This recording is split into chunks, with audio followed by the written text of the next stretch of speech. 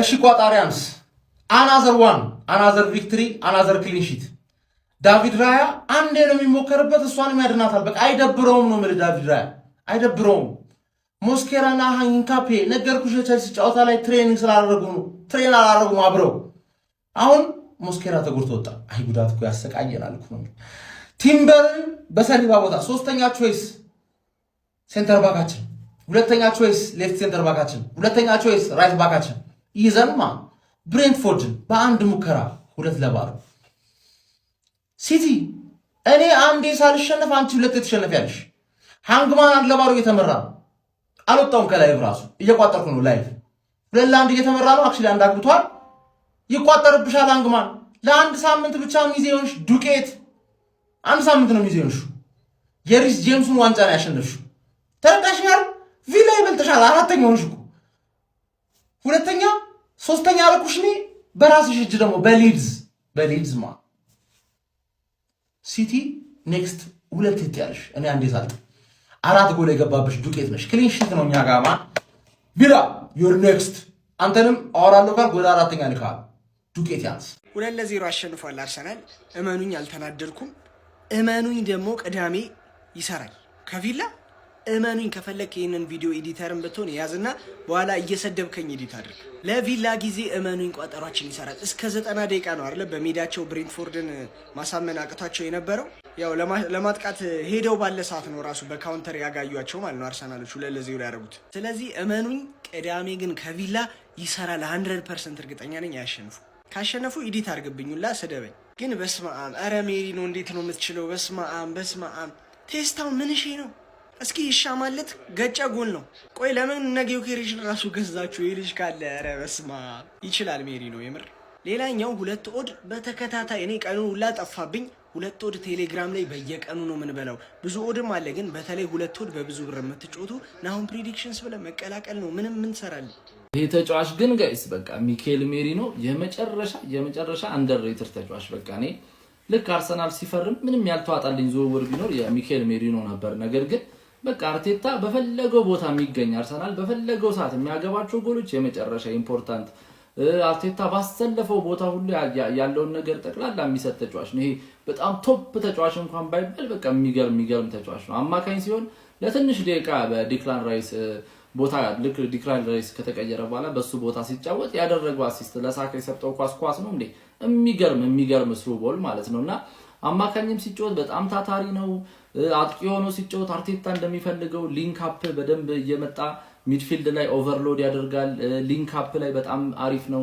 ክንፍ ላሉ ተጫዋቾች ስፔስ ይሰጣል ፔናልቲ ቦክስ ውስጥ በቃ ፕሬዘንሱ በጣም ይገኛል አሁን ዲክላን ራይስ የሞከረው እንኳን እኔ ለዲክላን ራይስ የሰጠው ራሱ ነው ድጋሚ ዲፍሌክሽን የበረኛው እንደው በቀኝ እግሩ ሆነችበት ትንሽ ሰፋበት እንጂ አግብቶስ ነበር የሚገኝባቸው ቦታዎች ሄዲንጎቹ ሌላ ሌቭል ናቸው በቃ ሄዲንጎቹ ጭንቅላቱን እንደ እግሩ ነው እየተጠቀመ ያለውና በጣም እኔ አስደምሞኛል ለኔ አንደርሬትድ ተጫዋች ነው ጨዋታው ያን ያህል ብዙ የሚባልበት ጨዋታ አይደለም ለአርሰናል ትልቅ 3 ነጥብ ነው ምክንያቱም እንደዚህ ስኬጁል በተጣበበ ሰዓት ከግማሽ በላይ ተጫዋቾቹን በጉዳትና በእረፍት ቋሚ 11 ላይ ሳያስገባ ከብሬንትፎርድ 3 ነጥብና ንጹህ ለጎል ይዞ መውጣት ለአርሰናል አሪፍ ነው ብዬ አስባለሁ ሌላው ግን መታሰብ ያለበት ጉዳት ምንድነው ኤአይ በኤአይ የታገዘ ትሬኒንግ ነው የሚሰራው ከጉዳት ለመጠበቅ ተጫዋቾቹ ምን እየተባለ ጭራሽ እየተጎዱ እኮ ነው ጋይስ በጣም መታሰብ አለበት ሞስኩዌራ ወጣ ዲክላን ራይስ አይ ቲንክ እሱ ጉዳት አይመስለኝም ድካም ነው የሚመስለኝ ግን በጣም የጉዳት ነገር ሊታሰብ ይገባል ዲክላን ራይስን መጠበቅ አለበት ገና ለገና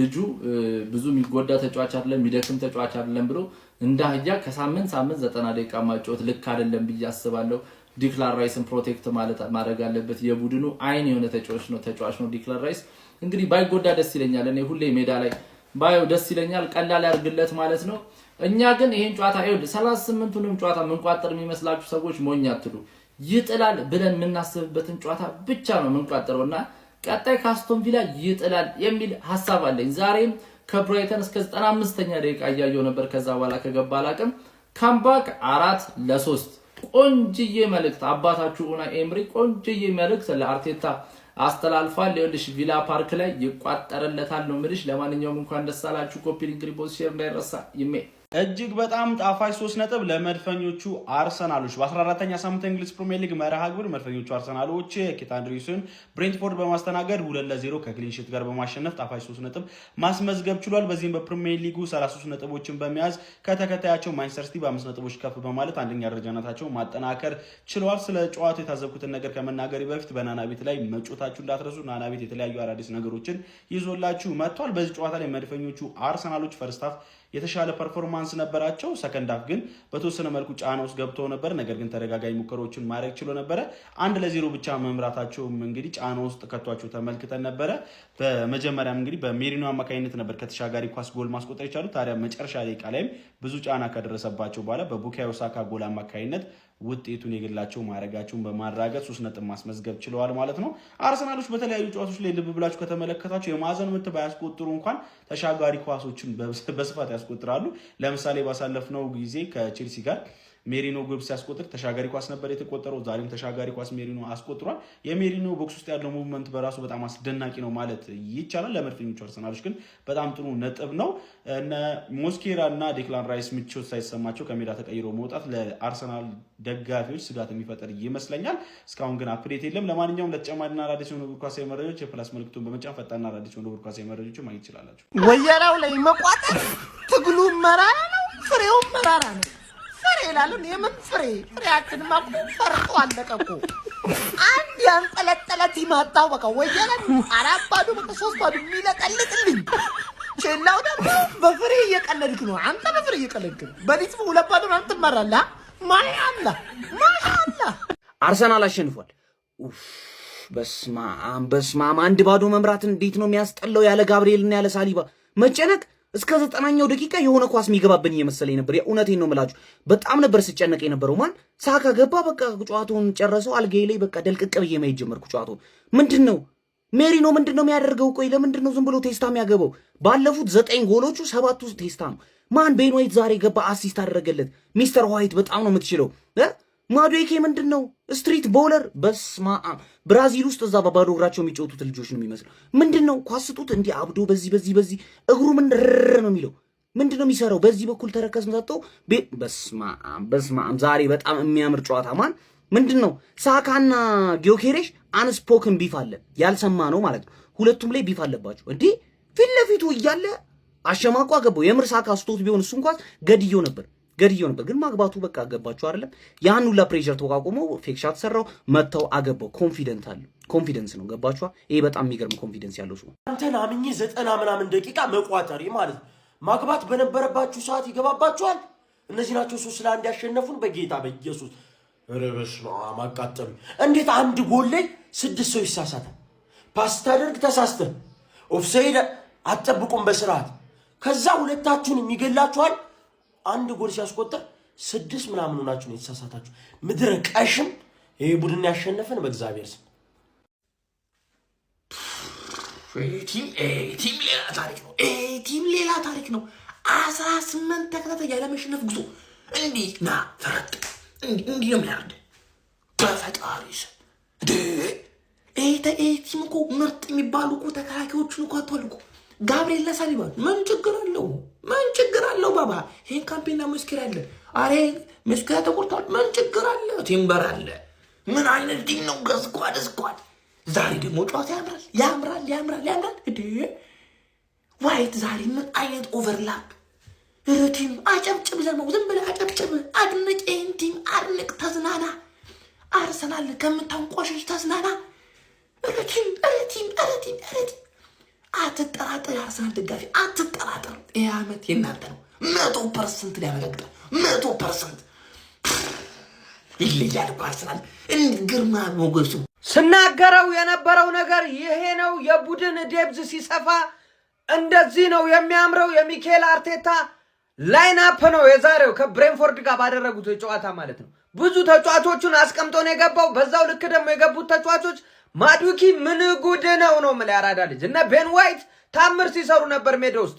አይደክሜው ዴክላን ራይስ የሚረሳ አይደለም። ሜሬኖ አየር እየዘጋ ነው። አየር አትዝጋ። ቪክተር ኬሬሽ ከጉዳት ተመልሷል። አንተ ምን አስመስል እንጂ ችግር ውስጥ ነው ያለው። እንዴት እንደሆነ አልገባኝም። አውሬውን አጥቂውን ሁሉ ቁጭ ብሏል ማለት ነው። ለማንኛውም እነ ሳካ ተቀይረው ገብቶም ጎል አስቆጥሯል ሳካ ማለት ነው። አርሰናል 5 ነጥቧ እንደተጠበቀች ነው። ቀልድ ትቻለሁ ዘንድሮ እኮ ነው ያልቀልድም አለ ሚኬል አርቴታ። አይ ተውኳ ስለተውኩ ነው እግር ሜዳ ውስጥ ነው ኳሱ ነው የሚናገረው ይሄን ስለተውኩ ነው ብሏል። ሀሳብ አስተያየት ኮሜንት ላይ አራዳ ልጆች ሼር ኮፒ ሊንክ ይደረግ። የፕላስ ምልክቶ እናንተ ነች። ምን እያላችሁኝ ነው? በቤንች ነው የገባ ነው። ቲምበር ቤንች ነበር አላላችሁኝም? ማን ነው ታዲያ ይህንን የመሰለ አሲስት ያደረገው? ቤን ዋይት ነው? አረ ወይኔ ስኳድ! ማን ነው ይህንንስ ጎል ያገባው? ሚኬል ሜሪ ነው? ሚኬል ሜሪ ነው አይደለም ቤተሰብ፣ አረናይን ነው አረናይን። ሳካስ ቤንች ነበረ ብላችሁ ነበር። ሳካ ቤንች ነበር። ማን ነው ታዲያ 20 ቁጥሩ ተረከዝ ምናምን ማድረጌ? አረ በለው ፕራይም ሳካ ጉድሽ ፈላ። ሳካ ታሊባ ቤንች ነበር አላላችሁኝም? ሞስኩዌራ ምንድን የሰራው? ፈርስታፍ ተጎርቶ ወጣለ። አረ ምን አይነት እድል ነው ያለን ግን። ማንኛውም ጋይስ ይሄ ጉዳት አልፋታ ብሎናል። እኔ ምን እንደምል አላውቅም። ግን ጋይስ እኔ ፈርስታፍ ያየሁት አርሰናል ማለት ነው ከአመታት በፊት በጨዋታው እጅግ በጣም የሚማርከን አርሰናል በስማ ለዛ ሲያስብ ስትራፖ ለሚይዘው ጋዜጠኛ ማለት ነው ትሄድና ኤግዚት ኤግዛምህን ተፈተነው ሙአዝ እንዳለህ ኤግዚት ኤግዛምህን ተፈተነው ትሉኛላችሁ ማለት ነው። ቢስሚላህ ያበደ ጨዋታ ማለት ከብዶን ነበረ። አይኖ ከብዶን ነበረ ምናምን ነገር ጎል ለማግባት 90 ምናምን ደቂቃ ድረስ መታገስ ነበረብን ሁለተኛውን ጎል ለማግባት ግን ችለናል ማለት ነው። ችለናል። በጣም ሐሳቢው ነገር የመስኬራ ነገርና የራይስ ደክሞ መውጣት ነው። ሌላው ሁሉ ፒስ ነው። በቃ ይመቸል። ማዶኬ አጨራረሷ ላይ ታስተካክላለች። ቀስ እያለች ስትመጣ ከቲሙ ጋር ምናምን ስትመጣ ታስተካክላለች ተብሎ ተስፋ ይደረጋል። ስቴብልን ስቲል ዲፌንስ ላይ ስቴብልን ሄንካፒ የተሰጠውን አሳይመንት በአግባቡ እየተወጣ ነው። ቲምበር አላሳፈረንም። ተቀይሮ ገብቶ በጣም ጸዴ ጨዋታ ነው የተጫወተልን። በቃ ምን ቀረን? ሁሉ ነገር ጸዴ ነው። የኤግዚት ኤግዛሙን ሙአዝ እንዳለህ ትፈተናለህ በሉልኝ። ይመቻችሁ። እስከ 90 ቁጭ ብለን ምንም ከዚህ በኋላ ማለት ነው ማርያምን ነው የምላችሁ ትልቅ ቲም አርሰናል ካልገጠመ በቀር መቋጠር አያስፈልግም። ታይም ዌስት ነው በቃ። እስከ እኔ ቁልፍ ትራንዚሽን የሚባል ነገር የላቸውም። ብሬንፎርድ ምንም ዝም ብለው ነው በቃ የሚጫወቱት። እስከ 90 ቁጭ ብለን ሳካልን መጨረሻ ላይ እረፉ ብሎ ምንድን ነው የሚሻለው? ሜሪ ነው የሚመታቸው ኳሶች ቴስታዎች። ስንት ጎል 7 ምናምን ቴስታ ነው መሰለኝ ዝም ብሎ የሚያገባው። ኧረ በስመ አብ። ሲጀመር አርፌ በተኛስ እኔም ብሎ ቋጣሪ። እኔ እኮ ብሬንፎርድ ሊቨርፑልን አሸንፏል፣ ማንቸስተርን አሸንፏል፣ ምርጥ አቋም ያለ ቲም ነው ምናምን ብዬ መጠበቄስ ማምሸቴ እንቅልፌን ብተኛስ የእንቅልፍ ሰዓቴን አሳልፌ እንዳጉል ቋጣሪ። ኧረው እኔ አይለመደኝም። ሚሆን ነገር አይደለም ሚሆን መስሎኝ ነበረ። አይሆንም። ድንቄም አምሽቶ መቋጣት